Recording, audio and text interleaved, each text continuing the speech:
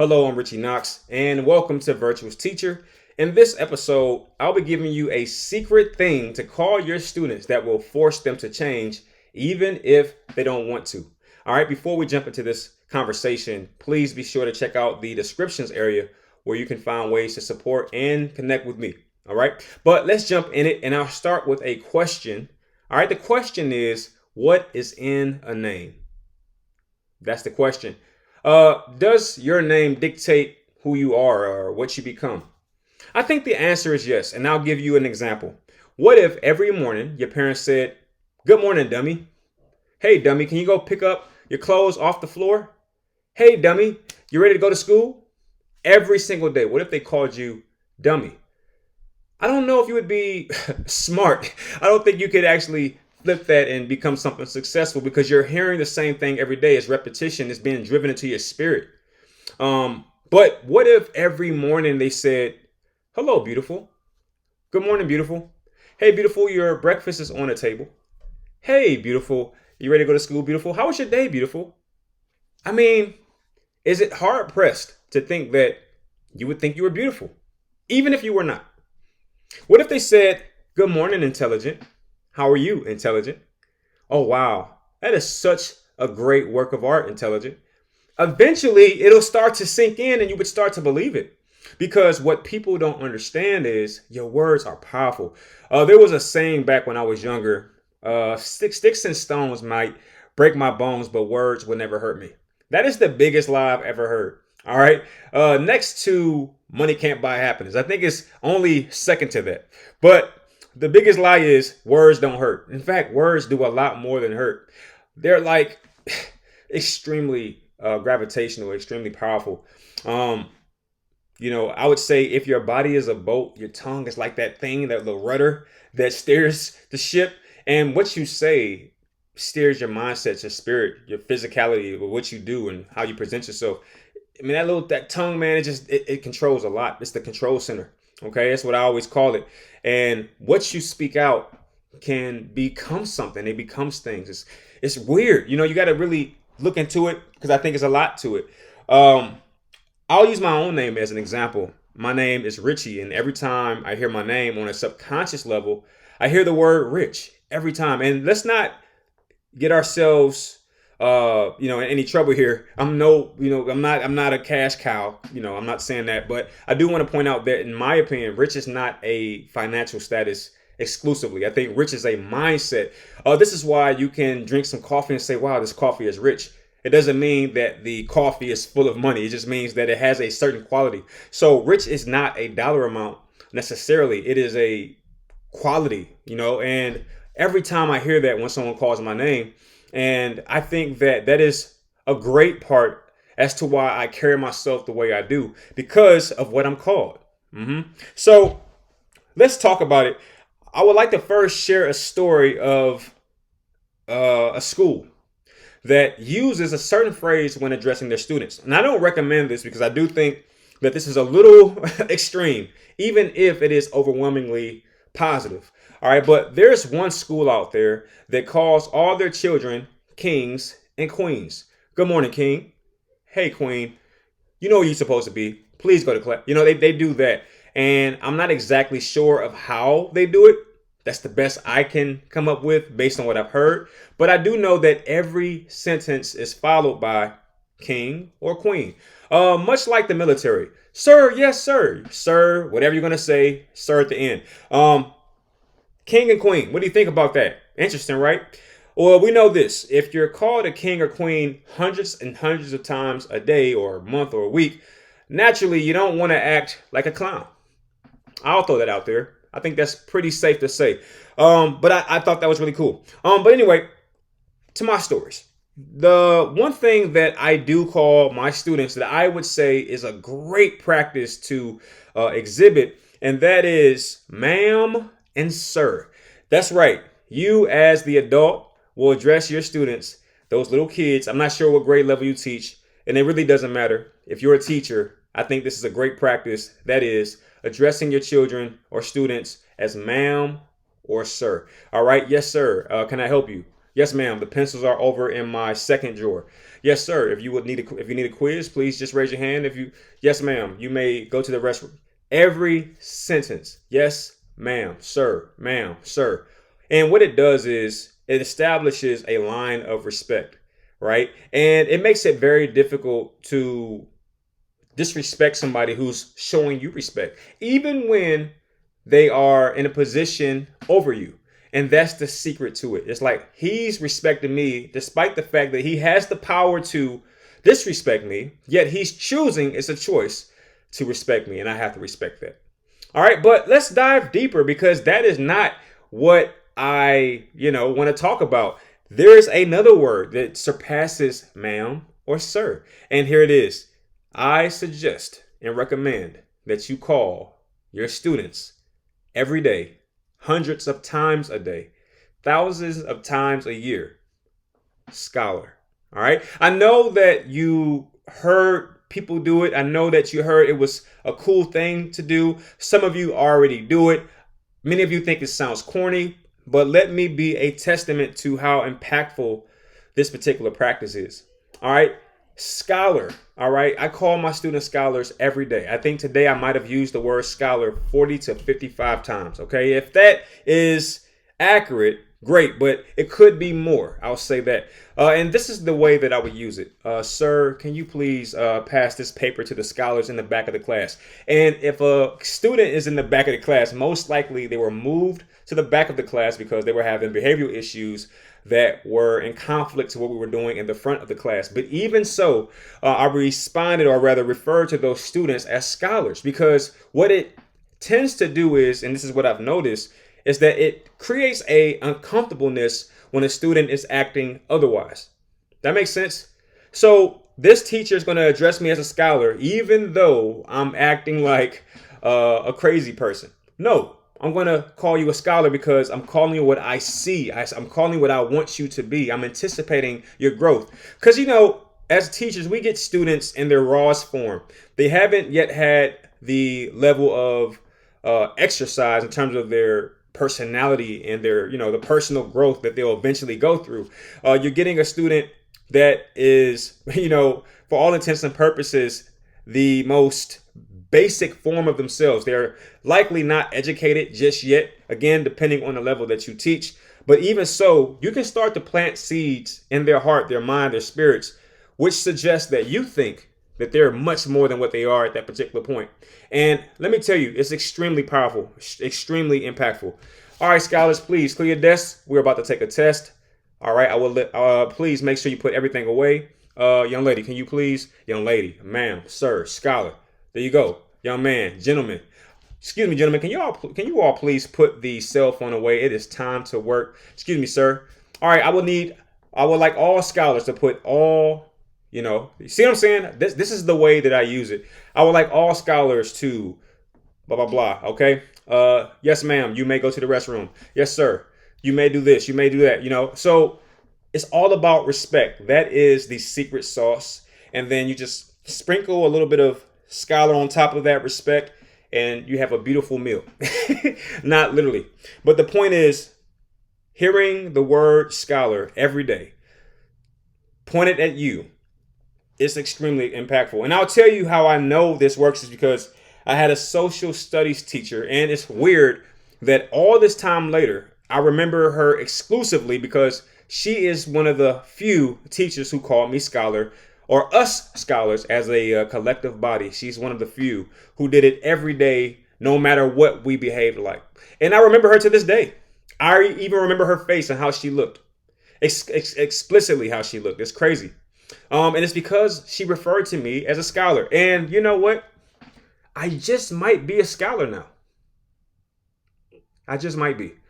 Based on the seeds that she planted when I was 8, 9, 10, 11. Isn't that weird? Now I'm a scholar. I went to school. I graduated. And it's funny because at that time, I was considered to be rather stupid. Like I was one of the kids who used to get kind of joked about, like, oh, he doesn't know the answer anytime I was called for a question. And that, silly, dumb clown, class clown kind of guy goes on to graduate, get his bachelor's, get a 4.0 in a master's program, goes to school for his doctoral program. All right, so I transformed into a scholar. One of the worst things you can do is look at your students and say, you're going to be this forever. As a teacher, that's the worst thing you can do. All right, because it is your job to teach. I mean, let's not overcomplicate our job. Our job is to teach. And as such, you have to take these raw individuals and teach them how to be. I think comfort has become a greater enemy than we realize. We want our classes to come to us completely well behaved. You want everyone to be quiet when they get to you. You want them to have already learned all these skills. Except it doesn't work that way. You know what you should be doing? You should be teaching them how to do it. I literally taught a 8th grade class how to be quiet. And this is exactly how it went.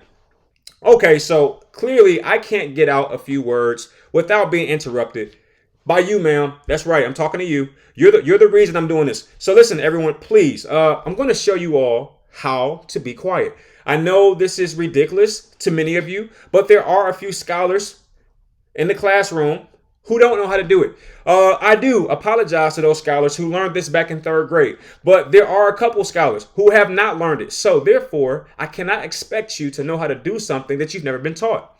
So let's please take a moment. There's no reason I should be teaching you this content when you don't even know how to sit down and be quiet. So please watch. Pay attention to what I'm about to do. I'm going to teach you how to be quiet. Watch. So I grab a chair, okay? I grab a chair, I put it right there at the table, and I just sit down and I do this. You see, that was how to be quiet, but I know that many of you may have been distracted. So what I'm going to do is I'm going to teach you how to be quiet again. Can you please pay attention? Watch carefully. Grab the chair, and this is what I do. Sit down, and I do this. You see, it's the easiest thing to do in the world to be quiet. It's the easiest thing you can do. You know why? Because you literally do nothing. Again, I do apologize to those scholars who already knew that 5 years ago. And it was hilarious because after I do that, the entire class goes quiet. And I was able to teach because you have to teach them. All right, that's the secret. You have to teach them. You can't expect them to know certain things. I mean, you'll be surprised. Some kids have never been taught how to be quiet. You will just think that they know how to do it. They've never been taught how to follow along. They've never been taught how to do homework. Hey, here's what you do when we're taking notes. They've never been taught how to take notes. They've just been expected to do it. I had to take a kid and say, excuse me, sir, can you please take out paper? Today we'll be taking notes. He's like, me? I'm the class clown. I'm taking. Everybody will be taking notes today. That includes you. All right, scholars, please follow along. The answer to number 1 is apple. This is a joke. That wasn't what my quiz was about. I said, sir, I see that you didn't write anything down. Can you please put the number 1 dot and then write the answer apple? Okay. And I waited. No, I'll put 1 dot. Write apple out, please. I'll wait. And he wrote apple. I said, good job, sir. There you go. You just wrote down the answer to number 1. All right, number 2. Scholars, the answer to number 2 is bacon. I see him talking to us. Excuse me, sir. I see that you didn't write down anything. I'm going to wait for you. Please write the number 2 dot and bacon. And at that particular point, he looks at me. He's like, so you're going to do this? Yes. I have to teach you how to take notes. It's readily apparent that you have no idea how to do it. And at the end of the class, he walks out. We went over 10 questions, and I saw that he followed along up until number 6. So I got him to that point. That's growth. So you got to understand something. There's a such thing called growth. It's not all about this immediate transformation. See, that's the problem. Everybody is all about microwave results. That is not how it works. It takes time. It takes weeks. It takes months. Sometimes it takes years. Okay, what you're planting now, what you're doing now may not materialize until later. All right, think about it. That's how everything works. If you plant apple seeds, is it going to just pop up apples the next day? No, it takes seasons. All right, when it comes to children, it takes 9 months for the baby to come out. I mean, everything takes growth. When you cut your hair, it doesn't come back instantly. It takes time. And that is the secret, understanding that concept. Everything takes time. So what you're doing now, you'll actually reap the benefits or the downfall of it later based on what you're planting now. This is why it's so important to realize that as individuals, we're just seeds. That's all we are. That's all we are. People are seeds. And everything we do will come back in harvest time or at harvest time. All right. Someone commits a crime. They might not get caught immediately, but watch their lives over the next 5 years. Even if they don't get caught, they'll pay for it because that's what they planted. You reap what you sow in this life. Okay. And the same goes for our children, our students. What you sow into them, what you put into them, you'll get back. You want to know why your students are still acting out, acting crazy? It's because you've treated them that way. You've treated them like they're crazy. You fed into what they want you to buy into. They came in acting like a class clown, and what did you do? You treated them like a class clown. You screamed at them, you yelled at them, you threw them out, you took them back in, you suspended them, all that. Yes, that is one way to do it. But another way to do it, and the point of this video, is to call them out of their name in the best way possible. Call them a scholar, even if it is not true yet, because those seeds you're planting will eventually start to grow fruit. All right. Eventually. Isn't it strange or ironic that most success stories start with something like this? Yes, I remember being in school and my teacher said I would never be anything. She said I would never amount to anything. And she said that I was good for nothing. And now look at me today. I'm a billionaire. Isn't it funny that happens a lot? You want to know why? Because the teacher planted seeds. Now, in this case, and quite ironically, those seeds planted by the teacher created some type of energy or stir within that individual that said, you know what, I'm going to prove that person wrong. So yes, that is one way to do it. That's just psychology. I bet you can't throw it that far. I bet you can't go a full day without using profanity. I bet you, of course, that's just reverse psychology. And perhaps that teacher didn't use it in that particular way, but that's what happened. All right. But I would say there's a better way to do that. And that is to lead with positivity, saying, you're going to be a great person. I'm not sure what's going on today. I'm not sure why you're behaving this way now, but I promise you, one day you're going to be the smartest kid in your class. Don't you think that will be extremely powerful and impactful for someone who's never heard that? In fact, 2 days ago, I used it. Okay. I had a student just going crazy, doing a lot of this, a lot of that. And I said, you know what? It drives me insane that you're not being exactly who I know you are, the most smartest kid in this classroom. It drives me crazy that you're actually showing a version of yourself that is not accurate. I know how intelligent you are. You can't fool me. All right. You talk too much. Your language is too smart in terms of back talk. Nobody can generate a response, even though it's negative. No one can generate a response that fast without being intelligent. So I know you're super smart. It's just really sad you're using your gifts this way. Changed everything. All right. By the end of that class, she was taking notes, asking questions. Mr. Knox, did you say this or did you say that? You see, you can't meet people where they are all the time, especially as teachers. You have to see where they are, cast the rope, and pull them where they should be because you're a teacher. All right. I hope that these tips are helpful. And I think that it's only right that at this particular point, I put the exclamation mark on this topic. You're going to watch these students, I should say, when you utilize these tips and tactics, calling them scholars and what have you, you're going to see them change before your eyes. And it's the most beautiful thing ever. All right. It's really beautiful to see that maturation process. And I'm going to give you a little warning. When you start calling them something positive, despite what they act like or where they are, do not be surprised. All right. Don't be surprised when they change. They're going to change. What you call them is what they're going to act like. All right. I know teachers who would call their kids buttheads. Hey, you're being a butthead. You know, I've heard that. And you think that's going to inspire change?